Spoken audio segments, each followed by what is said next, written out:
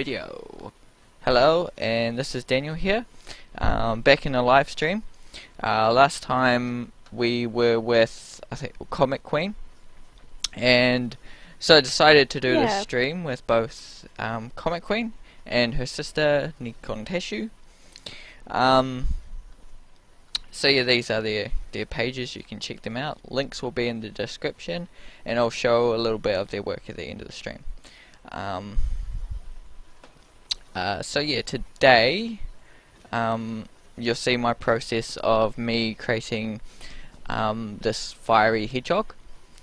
Now it was an idea that I kind of did for a little kind of studio place that wanted me to create some sort of creature, so I came up with this idea and thought it was pretty cool, and yeah, it's went pretty well, but yeah, I feel like I could have pushed it further at the end of it all, kind of a thing, but you know, these things happen. So I'm gonna ask one person at a time probably. So I'll ask Comixqueen. Yep. So have you created or done anything interesting lately? I made a map for a client, and that was cool. I'm working on another map for another client, and I've got a few projects in the air that I should be working on, but I'm just kind of lazy today, so I'll work on it this weekend. Awesome. How about you, Nico? Yeah, I've just been doing client work, lots of animations this week. Awesome. Well, that's good. You've been up to some good stuff since I last saw your videos. Last did your videos. Yeah, you can check those out. Those are two of the previous videos. One thing with this channel is it's not as frequent as I'd like it to be. But due to time and things, I can only do so much. So I just keep uploading videos as much as I can, really. I mean, I tried for every 2 weeks, and I got every 3 weeks. So far, I did at some stage. I did do like every 1 week, and that worked out well. But yeah. So I spend quite a bit on equipment and things, you know, especially with running this kind of YouTube thing. You need to get a headset, you need to get kind of a good computer, you need whatever equipment you're using to do your painting and stuff, whether it's digital or traditional. So I've spent quite a bit on equipment and things, and I was wondering, start with you, Comic. Do you spend a lot on your equipment, or yeah? Not a lot. I try not to, because funny story. My main graphics tablet was actually a hand-me-down from my sister after she got her Cintiq, and I didn't want it, but it was like, here, try it, and I was like, well, dang, it's better than my other one. So I sold my other one to my friend, but then I needed a smaller version of the same thing, so my parents graciously got me one of those. But then, I mean, this kind of goes against the question. I generally don't spend a lot on equipment, but lately I kind of have, because I just got myself an iPad and an Apple Pencil, so I can go do art on the go, and that's been pretty great. But I don't expect to be spending anything else for a while, because that was quite a bit. Yeah, yeah. How about you, Nico? Well, like as a 2D animator, I had to get myself a nice big Cintiq. That was perhaps my biggest art purchase. I try not to spend too much money and just kind of, I mean, like, you say that, but until you have the perfect setup, you're like, I have to have the perfect setup. But once you have the perfect setup, you're like, okay, no more spending. And it's kind of where I am right now, but to get here, I did spend money, yes. Except, Neko, what did you just get? Well, I also got like a Samsung tablet because my sister made the iPad look good, and I was like, you know what? Oh, yeah, yeah.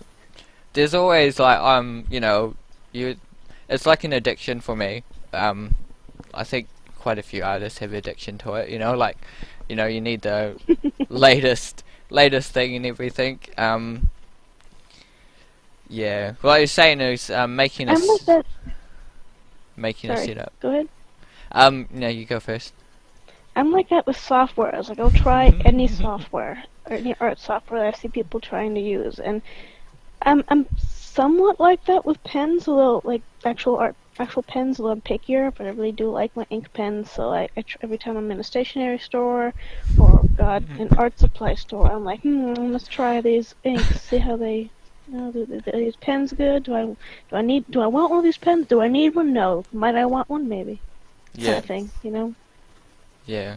What you were saying before, I think it was you, Nico, about these, you know, making a good setup, and Yeah. yeah, you've got that. I think making that purchase is the biggest of them all, you know, because, you know, depending on what you want, if you want a computer or if you just want to do traditional, you kind of still need a computer in a way, or a tablet or something to do it with, you know, share your art, to draw and whatever. So there's that initial, but I feel like you don't really need to spend a lot to be a good artist, you know. You don't need to get the best equipment in the world. I would agree that you don't need absolutely. to, but it really helps. Yeah, I had this conversation with my roommate that digital art is a little bit easier in that regard because all you need is a tablet, and there are quite a few really good painting softwares out there that are free. If you want it to be traditional, you can't just get by on like Crayola watercolors and Crayola brushes. You need good watercolor brushes, good paper, good watercolor brands, for example, and those are not cheap. And the next time you want to do a painting, you've run out of paint, you've run out of paper, your brushes, get worn out, you need to do it again. So, I mean... Yeah, there's... This again was from a guy who really didn't like traditional media. You can probably sense the bias. But yeah, I mean, like, if you want to do good digital art, some people can make it work with MS Paint and a mouse, but those are like... Special people who can actually make that work. Yeah, well, I think, what's his name? One of the artists who was one of the first people to use like Photoshop Digital Painter kind of a person. He only used a mouse. If only I could remember his name. I think I know who you mean. I don't remember his name, but I think I know who you mean. He did like awesome paintings with just a mouse, right? Yeah, they call him. Bobby Chiao calls him the king of digital medium. I think it's Craig Mullins. Actually, I think it's Craig Mullins. I think I've heard of him. Yeah. For you guys, look that up. He's an awesome artist, and he kind of started the whole digital field in a way. And now it's turned into something quite interesting. Everyone's got their own take of what they use, and how much they spend on their art. If they spend, go to a $2 store and buy, all the $2 paints and create something amazing with that, or if they go down to their local art market and buy the most expensive brush and everything like that, and do it that way. That's interesting. Regarding the $2 paints, I mean, there's no doubt that you can make something good with $2 paints, although like the maybe $5 paints are gonna have better results, I think. Yeah. But yeah. Yeah. Were you gonna say something before, Nico? No. Cool. Yeah. Well, you just I always spent like I had an allowance for a while when I was teenage years, like $5 or $20 I think it was, for doing chores and stuff. So sometimes I'll go spend some of that onto color pencils and some more paper, like a stack of paper or something, and yeah. But That's eventually, nice. I've my setups are my tablet, my computer, and my kind of TV screen, and I mean, I've got all the color pencils as well because I really love color pencils.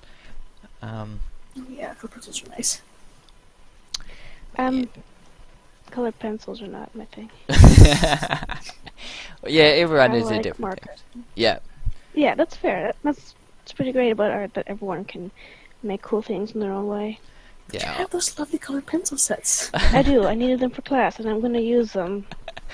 I'm going to use them in conjunction with other mediums. Yeah. There's Colored always pencils those straight, things that I don't have the patience.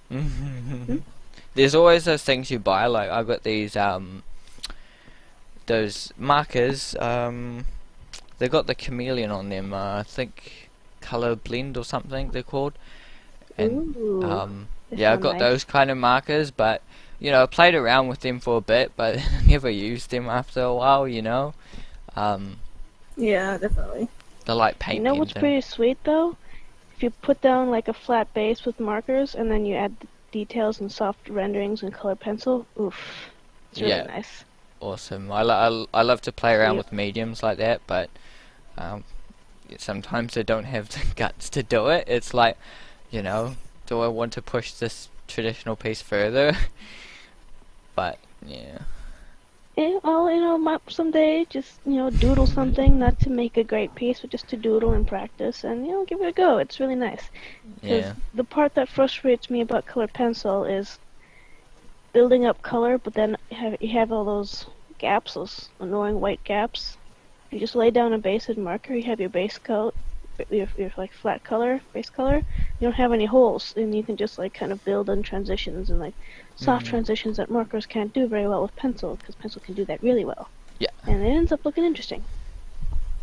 Awesome. Making me want to go do that. Go do it. I know you got a bunch of markers too. Yeah, have you play around. Awesome. So I'll go into my next questions. So I'll start with you, Nico. Do you share tips and tricks with each other often?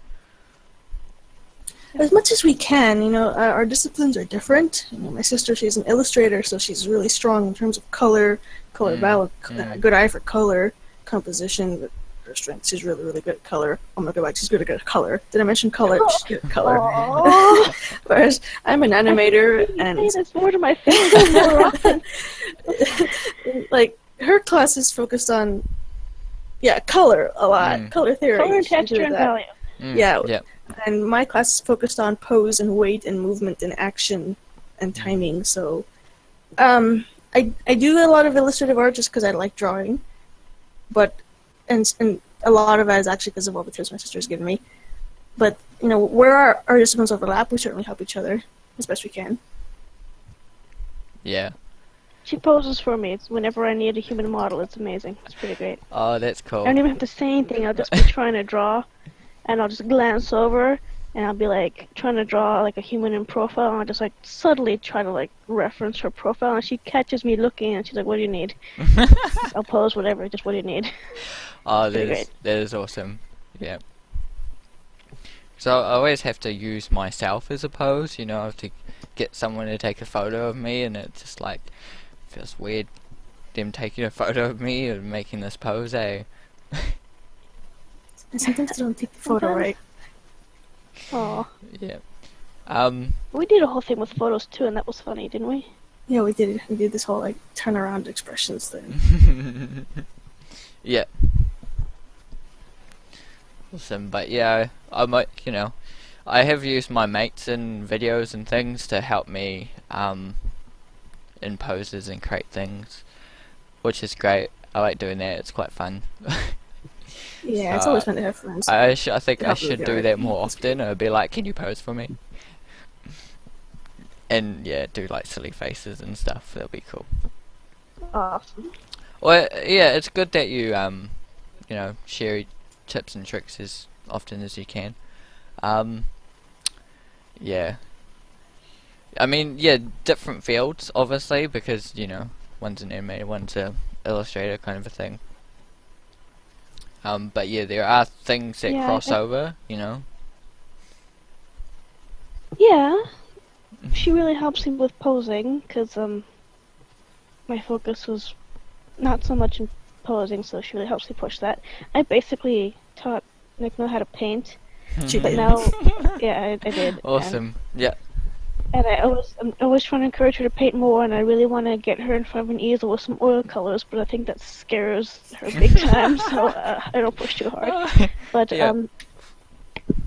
but I do, now she's got this cool app on her Samsung that's about animating, and I want to try it, and I know that the cards are gonna flip, and it's gonna be her turn to just be like in the position of power, where I am like, teach me your secret ways, Dark Master. So it's gonna be like that. Oh, awesome. Yeah. That's good. That's good. I have a question now. My next question is, what would you say your quote unquote secret to being an artist is? Practice. Oh, practice. Tell that story about the museum bell. Which one? Which one of them called? Learn to do Oh this. my god, I was doing a drawing demo in Pacific Grove, which is south of Monterey, In California. in California for my class, and so I was painting an osprey. It's actually from my Instagram. And so I was painting it, and so the whole point of this demo was to just kind of like answer questions about science illustration, about natural history illustration, and just illustration in general, and kind of be a friendly face to the program. And this lady walks up to me and asks me, she says to me, "That's really beautiful. Thank you. How long did it take you to learn to do that?" And I just said, "My whole life." And you can just see in her face that she was hoping the answer was like 2 weeks or something like that. Yep. And she was like, "Oh." Yeah. Which that's what it is. I mean, I know that I have met people who didn't start drawing until they got into college or whatever. But for a lot of us, it's like I've had this interest my whole life. I've been working at this interest and like honing my skills and just improving and experimenting with what techniques work my whole life. So I mean, there's no quick answer to art. No. And I know a lot of people who want to find one. I've met people who were trying to. I met a guy who's trying to find the formula for successful viz dev, like visual development, and he had spreadsheets. Okay, he had Excel spreadsheets. Yep. You didn't tell me he had spreadsheets. He had spreadsheets, and I was just like, "But you're doing this because you love it, right?" And he just never gave me an answer for them. You're doing this because you are doing this because you enjoy it first and foremost, right? He just kind of like sort of half smiled and then asked me another question, and then went back to his spreadsheet and like tabbed my vote or something. It was really strange. And I mean, if it works for him, you do you, dude. But I am a firm believer that the first and foremost reason that you should do art is because you enjoy it, because it makes you happy, and it's just something you love doing. If it's something you force yourself to do, you're like, I want to be an artist to make money. First of all, ha ha ha ha. Second of all, like, it's the wrong reason. You're going to be spending a lot of time on something you don't love, man. Yeah, that's the thing. You can kind of tell when like an artist is just doing it to earn the cash or whatever, and a lot of people do want to do it, but they want it, they want the first time they do it to be the greatest time in the world. They want the best piece. They want that instant right gratification. Oh God, yeah. Straight away. Yeah, that's another thing that they don't want to hear. That they don't want to hear the practice part. And they're like, well, what if it comes out poorly? Then it's like, well, then you do another one. You do another one, and you try to make that one better. If that one comes out also better, then you do another one until you've drawn like 500 of, pick an arbitrary subject. Seagulls. Or whatever. Seagulls, yeah, seagulls. That's like one example. So, like, Yeah. I in college, I held like a drawing club or whatever. And I took, on, I think about 9 or... It started off about 9 people that were interested, and it slowly progressed down because it got busy during the year, and all the people were just not too interested in it. Like the first time, they were probably just finding out what it was and what I was trying to achieve and do and things. But Yeah, That's super cool. it was pretty cool, interesting to teach a few things. I mean, I couldn't teach a lot because it was only like during lunch, so it's an hour of just kind of maybe just going over like the first one was about who we are and a bit about like ourselves and maybe what kind of drawing things and how to improve and things like that. And then it got into, It still sounds cool. a bit more processes, but it was quite interesting because eventually, further down the track, I was showing some of the students some of my tricks and things, like how to how to generate ideas and things. Sometimes you've just Cool. got to randomly doodle stuff, or there was one idea where you get a square, a triangle, and circle, and then you just got to try and create something out of those shapes. That And sounds fun. it was really cool because I saw one of the students actually he used that, and it helped one of his projects he was working on to kind of make the poster he was creating look really cool. Cool. So I just really like that that those tips you can see shape other artists. Nice.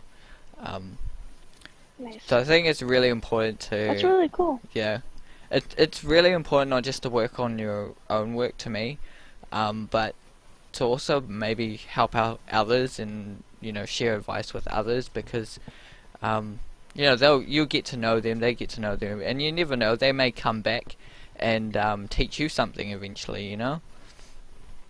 Yeah, it's totally true. I don't do that online as much as I should, but that was me throughout my course, my science illustration course. I was one of the more digitally experienced people, or experienced in digital art, and my two friends behind me, shout out to Allison and May if they ever end up watching this. I like held their hand through Photoshop and digital art, and it was really satisfying and really great to watch them go from like, whoa, how Photoshop to, hey, yeah, I think I like this. It's really cool. Yeah, and you learn a bit as well while teaching them. Yeah.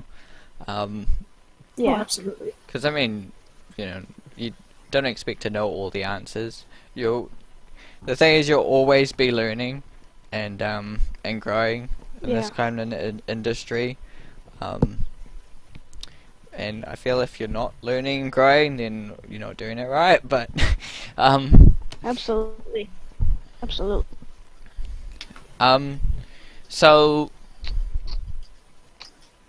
so what? I'll ask Nico. Oh, I'll start with comic actually.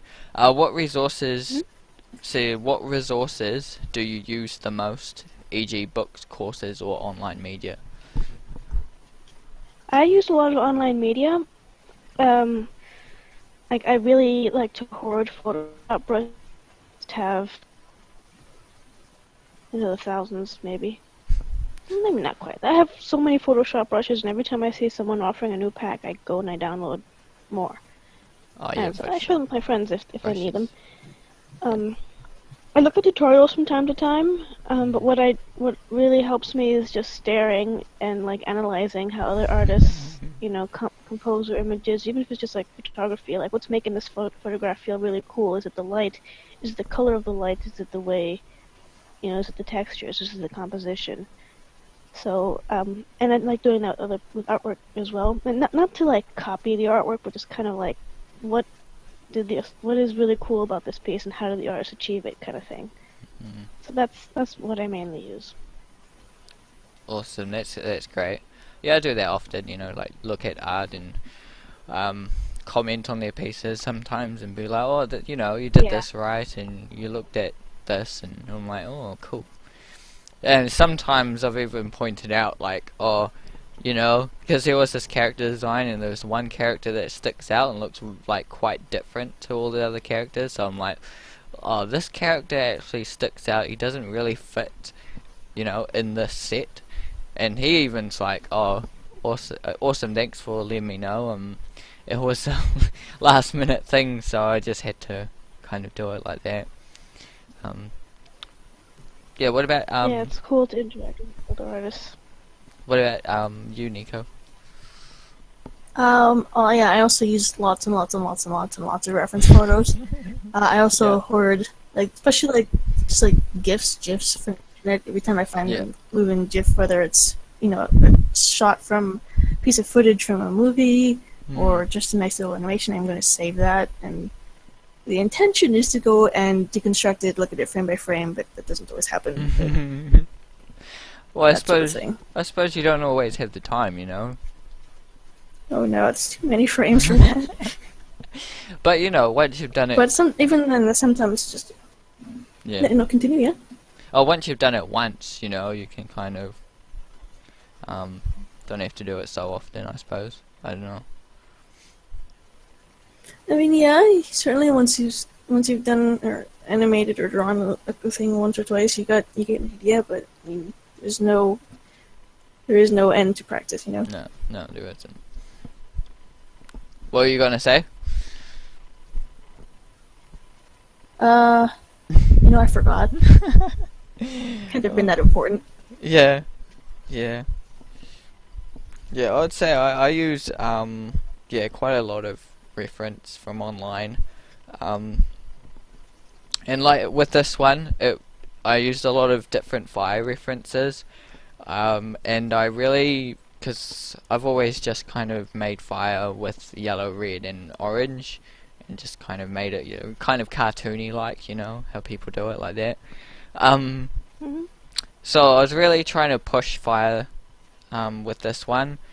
So, and I'm still not fully happy with how the fire turned out. I mean, I feel like I've done a pretty good job for someone that doesn't know how to fully render fire yet. But yeah, I was just looking online. Fire is really hard. And I was using, it is. It's a hard, but I was using all sorts of references too.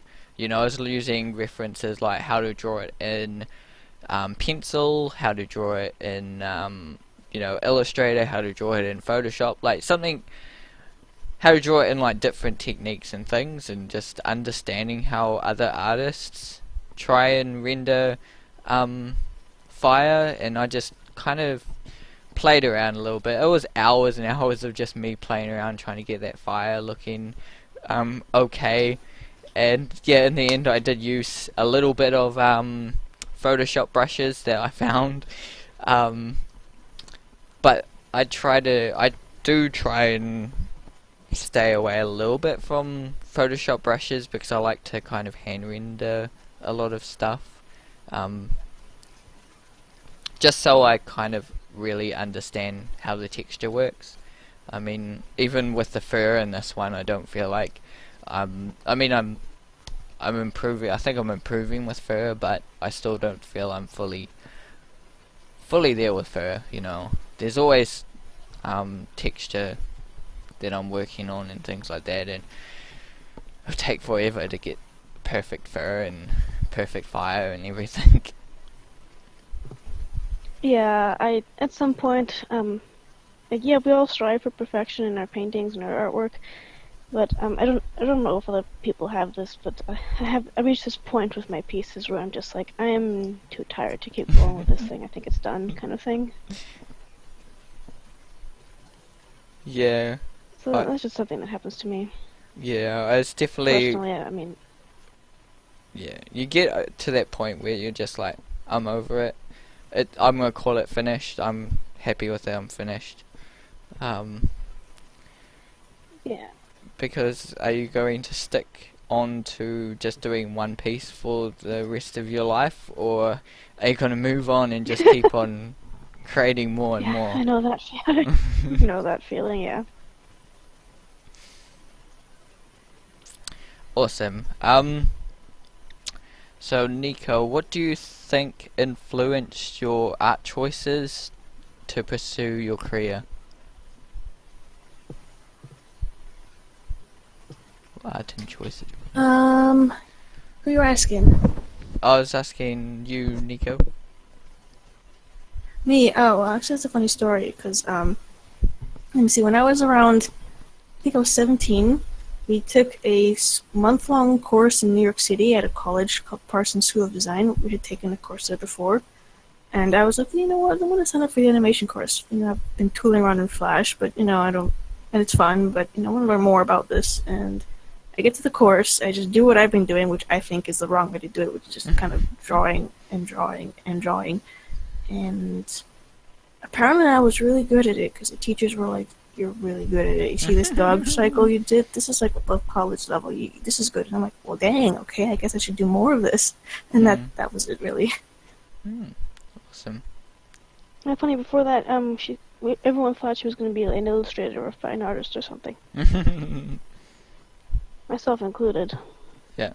Oh, yeah. And it's kind of funny how, because she used to be the one that would make detailed drawings and try pushing her colors and her textures with her colored pencils, and I was the one who was making like cartoony, not animated because it was on paper, but like highly influenced by animation kind of style, simplistic style. And I was the one who started playing around with Flash first, actually. And then over the course of time, we just kind of switched roles. It's been really weird. Yeah. Now she is the one who is like textures, maybe, but she prefers simple, more stylized line over like detail and texture, and I'm the one who is like detail, texture, pose, color, not pose, but detail, texture, color, lighting, kind of thing. It's really weird how things happen that way. Yeah. You start finding your own interests in, both different industries. I mean, you're caring about different things, with animation you're caring about it actually coming to life and moving. With the illustration you're really creating one beautiful piece, or, usually. Yeah. Awesome. Well, you kind of answered the question there, Comic. Oh, yeah? Yeah. What you think influenced your art choices? Oh, yeah. Although I've been thinking really hard, like, because there were those memes going on DeviantArt for a couple of years of influence maps, and mine is, it's animation, but it's also comic strips, nature documentaries, other artists, and it's not like it's really hard for me to narrow it down to just a few choices, because it's been like this wide net of influences over the course of my life. So it's been a lot of things. I would say for me, it was kind of seeing like interesting movies like Star Wars and Incredibles and all sorts of other movies, and just seeing that, like, some Toy Story was one where I saw the actual how people made it, and I was just interested in that kind of thing. I mean, I started out wanting to do like more like Family Guy kind of a thing, making people laugh with my comedy sketches and things. But I quickly realized animation wasn't really my thing. I really loved animals, and I wanted to pursue maybe that, and eventually I got influenced by a lot of things, like people, courses. It's like it's like you get influenced all your life out in nature, on the net, from people you meet, from your family, and also when you make your own family and things like that, you get influenced by that kind of a thing. And I just feel everything in your life influences. That's why if you kind of sit at home doing nothing and not having anything of a life, your art will feel like that in your art in a way. I agree. Yeah, you got to kind of do other things and think about things. I'm not proud of it, but I'm doing traffic control at the moment. That's paying the rent and stuff with that. You gotta do what you gotta do. Gotta do what you gotta do. But it's interesting because I've had some concepts on the road. Like, I'm thinking, I'll Oh, interesting. And I was thinking a hedgehog with like a hard hat on or something. So Oh my gosh, I yes. drew that at one point, and I haven't shown anyone anything, but I think one day I might be like, oh, I want to render this and paint it up. And Can't wait to see. yeah, it's just seeing the countryside. I see the countryside, and it's just sometimes I have random thoughts while I'm on the countryside, and it does kind of help to get out and about. And yeah, I always have random ideas at random times. Yeah, I know that feeling exactly. Hmm. When I was a dog bather for like 4 months, and I hated it because it was like a 2-hour commute town away. Hmm. But it was useful because every time I have to draw dog paws, I just think about all the dogs whose nails I trimmed, and I just think about the shapes of their paws. It helps. Yeah. I felt like somewhat tangential. I don't really, whatever. Okay, next question, Nico. How big are your goals, and do they shape your life? Oh, goals. When I started college, I had a ton of goals. Now those goals are kind of, I'm pretty sure I've got goals. They're in here somewhere, I think. They're like kind of vague at the moment, which is, it's kind of like how do you decide to make a end goal for your life? It's kind of hard to do. When I have a clear goal, I'm actually pretty good at meeting it, but when I don't have a goal, it's like, a little lost here. I'll figure it out someday. How about you, Comic? Likewise, I had goals for my life, and I've got some things I do want to accomplish. I'm just still working on making all the steps, figuring out what the steps to those are. But one of them was certainly the science illustration course that I took for 9 months, ending in June. And then that was something I had my eye on for a couple of years, so finally made that happen, and that was pretty great. And it really is motivating, and I now want to figure out what my next step is.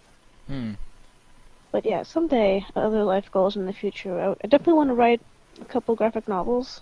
I want to do a couple children's books, or like just books, art books, just aimed at. I want to do an animal alphabet. And I want to do one on shark conservation, and I want to do one featuring extinct species. Oh my god, that'd be awesome. I like to make myself cry. Thank you. I have this obsession with recently extinct species where I'll think about them and I'll be like, let me go learn all I can about them, and then, do a nice piece of artwork restoring them to their habitat. But that just kind of sends me into like a depression spiral because the more the more I learn about them, the sadder I get. And Nick can attest to this. That I do she does it to herself a lot. She does that to herself a lot. Nico, I just spent the day learning about dodos. I'm so sad. Think about it. We'll never know what dodos sounded like, and that makes me so sad. She does it a lot. Well, they're in Ice Age. I don't know how good they are in Ice Age, but... Well, they're on the wrong continent, but I do love the Ice Age dodos. They're so cute. They're so dumb, but they're so cute. But I like seeing, people's interpretation of what dodos would have looked like or sounded like, or my favorite dodos are the Zoo Tycoon dodos. Nick knows mine as well. They're not accurate, but they're so cute. Yeah, but I think they do kind of twist them in a way. They want it to look like as such a way, but then they don't have all the information, obviously. Like, they're saying that dinosaurs now had feathers and or didn't really have scaly skin, all sorts going on, and they had polka dots, or it would be amazing if we could find out if they had polka dots. If they ever find a polka dot dinosaur, I will be very happy that day. Be first in line to draw it. Oh, heck yeah. First one to draw it, that's great. Yeah. I'd say What? What are you going to say? I was going to say, I'm doing an internship next month in LA, where I will be drawing dinosaurs and reconstructing dinosaurs, so I'm going to put one with polka dots. One with polka dots. Have a good reason now. Awesome. Do a spotty dinosaur. Spotty dinosaur.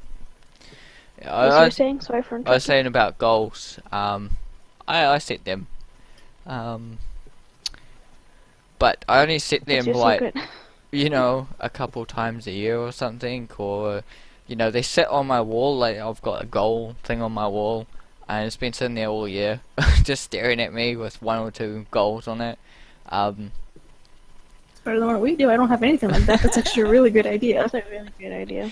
Yeah, it is. I've got my own pin board, and I mean, nothing's changed about it for a while, but every now and again I might be like, I need to put something different on here. I mean, at my course I had a big pinball board, and we used to be able to just pin whatever we want up there. And sometimes I'll do like artists that I really love, or my work, just to look at it and maybe get people to critique it and things. And so that was helpful. And now I've kind of brought that home with me. I've kind of been like, oh, I've got anatomy drawings that I've done on the wall that shows me everything about the bones and stuff, so that I can, if I'm ever drawing humans, I don't draw them often, but now I'll get into drawing them more because I'm doing more character design stuff now. It really helps on the wall. Cool. But yeah, I feel like some of the goals I never will achieve or never achieve, because some of them, you know, I set and they're not down to me doing it. It's not like, oh, do this course and pass it. It's you know, sometimes they're like, try and get one of them is trying to get to do a character design for a studio or company or someone out there. Cool. But that's, you know, that's kind of down to me, but in a way it's also down to the people that are hiring, you know, Yeah. as well. Yeah. But you know, you just got to think about it and just kind of keep improving and do what you do for that goal. For me, to try and get it. So I think that's about it. So you guys have any last words? Hedgehog, Fire Hedgehog looks amazing. Yep, Fire Hedgehog looks great. Thank you. So yeah, I'll show you works for a little bit here. Yeah, I appreciate people actually telling me that, like, you know, I finish a piece and people, artists that I talk to, do tell me it looks cool. I'm like, oh, really? But yeah, the last question I'll ask before I leave is, you know, what movies do you like? We like animated movies very much. We also like movies with really cool animation and CG. So Pacific Rim is one of our favorites because we like creature design and CG, and that one is just like excellent creature design, excellent CG, good animation, fun plot. So we like that one a whole lot. We really like the Pirates of the Caribbean movies and Lord of the Rings. I don't know, got any other ones you want to talk about? Those Ghibli's fun. Ghibli's fun, yeah. Oh yeah. Just like, if it's nice and animated and it's pretty, you know, odds are we'll like it or at least have an opinion on it. Well, that's cool. Well, it's interesting because you're into animation, so you like to see the animations. Yeah, so have an excuse to go see all the animated movies. Have a professional interest. Yeah. Yeah, that's the thing. We have an excuse to go see. You know, the latest one I want to see is Incredibles 2. Oh, it's good. So good. Yeah. Even I love it. It's so good. Yeah. Awesome. Well, all your viewers, thank you for coming in. I just checked there was no questions. Thanks for having us. Awesome. Yep, you're welcome. I'm glad to have the two of you. It's been great. It always feels a little short sometimes. It's like, oh, you know, we get into this conversation and then we have to finish it. Oh, yeah. But yeah, maybe we can do another video eventually. Sure. Yeah, Thanks definitely, that'd be everyone. nice. Yeah, check out their videos as well that I've done previous. Like, share, subscribe. If you all do that, that'd be awesome. I really do appreciate it. And my goal here is to help other artists. Try and just talk about topics and anything to help artists maybe want to get into the industry, or just even if it's a hobby for them, just to show them some interesting works and interesting artists that are out there. So yeah, thank you all you people, and thank you too for coming in. Have a good one, everyone. Thank you. You too. You too. And everyone watching, have a good one. Yep. Bye.